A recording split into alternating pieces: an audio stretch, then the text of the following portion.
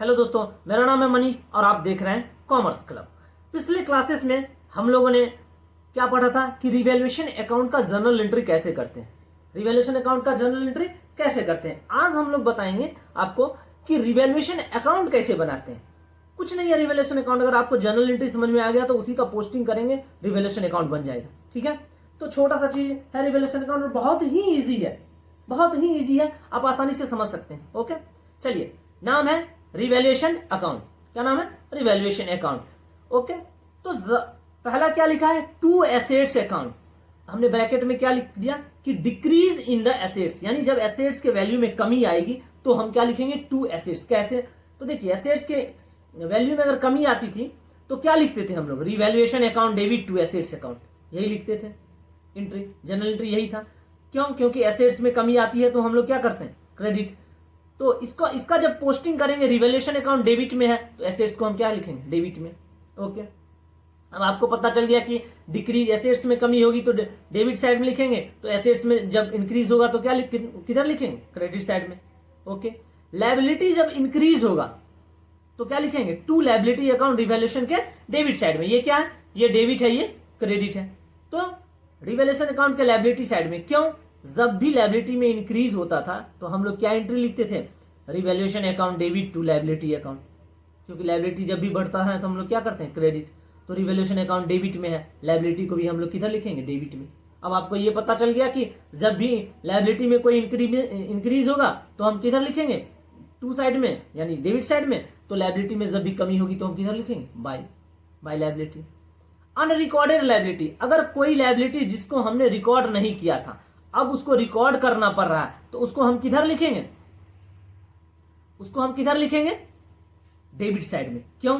तो general entry क्या लगाते थे? ये देखो कि क्या लगाते थे जनरल एंट्री? अनरिकॉर्डेड लायबिलिटी है तो revaluation account debit to unrecorded liability. Unrecorded liability, revaluation account debit में है, अनरिकॉर्डेड लायबिलिटी को हम भी डेबिट में लिखेंगे। हो गया। अब आपको पता चल गया कि अनरिकॉर्डेड लायबिलिटी इधर लिखाएगा तो अनरिकॉर्डेड एसेट्स इधर लिखाएगा, जस्ट उसका अपोजिट जनरल एंट्री होता है, और पोस्टिंग करेंगे तो वही आएगा। कोई भी प्रोविजन बनाना हो, आगे हम एग्जांपल में इसको बेहतरीन ढंग से समझेंगे। कोई भी प्रोविजन बनाना हो तो प्रोविजन लिखिए क्रिएट ऑफ प्रोविजन, यानी कोई प्रोविजन क्रिएट कर रहे हैं, बना रहे हैं, तो प्रोविजन अकाउंट डेबिट साइड में होगा। और अगर कोई प्रोविजन में कमी आ रहा है तो हम किधर लिखेंगे? क्रेडिट साइड में। ठीक है, अब इसको टोटल कर लेंगे। टोटल करने के बाद अगर क्रेडिट साइड, क्योंकि क्रेडिट में क्या लिखा रहा है? इसमें जिस चीज से हमको इनकम हो रहा है वो लिखा रहा है। यहाँ पे मेरा जो भी लॉस हो रहा है, लॉस के कारण जो कुछ हो रहा है वो लिखा रहा है। देख रहे हो, एसेट्स में कमी नुकसान है, लायबिलिटी में बढ़ोतरी नुकसान है, अनरिकॉर्डेड लायबिलिटी वो भी मेरे लिए एक नुकसान है, प्रोविजन बना रहे हैं वो मेरे लिए नुकसान है, और इधर एसेट्स में बढ़ गया ये मेरे लिए क्या हो गया? गेन है। लायबिलिटी मेरा कम हो गया वो भी प्रॉफिट इनकम है। अनरिकॉर्डेड एसेट्स, कोई एसेट्स था नहीं अब मेरे पास आ गया, खुशी हो गई। ठीक है, तो ये भी मेरा इनकम है। प्रोविजन कोई कमी हो गई, ये भी इनकम है। तो जब भी क्रेडिट साइड ज्यादा होगा और डेबिट साइड बड़ा होगा तो हमारे लिए क्या होगा? हमारे लिए क्या होगा? हमारे लिए हो जाएगा ये प्रॉफिट। ये क्या हो जाएगा? प्रॉफिट। इसको कहेंगे रिवैल्यूएशन प्रॉफिट, रिवैल्यूएशन प्रॉफिट कहेंगे। और इस प्रॉफिट को किसके बीच में डिस्ट्रीब्यूट करना है? ऑब्वियस सी बात है कि पार्टनर्स के बीच में ट्रांसफर करना है, पार्टनर्स के कैपिटल अकाउंट या करंट अकाउंट में ट्रांसफर करना है। किस रेशियो में? तो ओल्ड रेशियो में, ये आपको पता है, ओल्ड रेशियो में। ठीक है, और अगर कोई नुकसान हो गया, अगर कोई नुकसान हो गया, क्यों? कि डेबिट साइड ज्यादा हो गया और क्रेडिट साइड कम हो गया तो नुकसान हो जाएगा, ऑब्वियस सी बात है।